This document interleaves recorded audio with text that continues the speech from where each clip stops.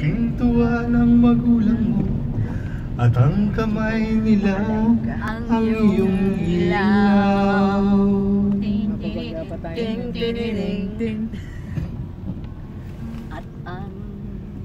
At ang nanay at tatay mo'y di malaman ang gagawin.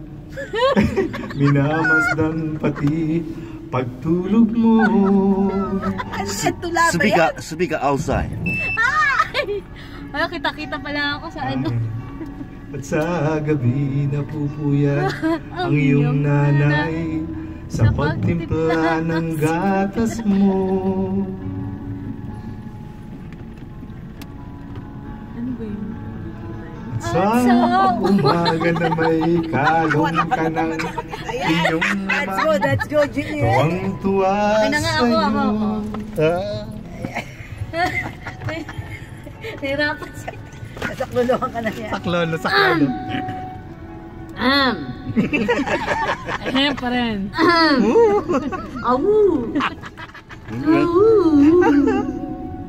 Tapat mo kaya, yan. Alright.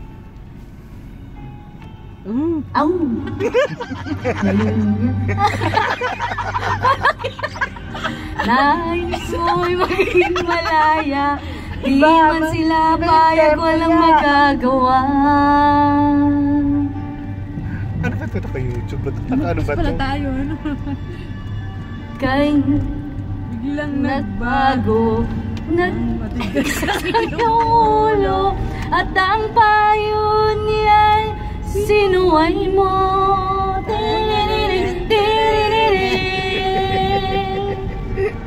Di mo man lang inisip na ang kanilang ginagawa'y para sa'yo.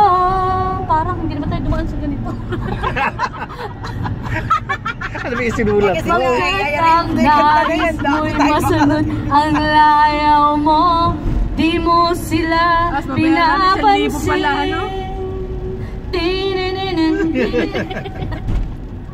Akala ko ay kapit-bahay lang. Oo nga. Eh kasi kaya pinakapit-bahay ko. Asa na tayo?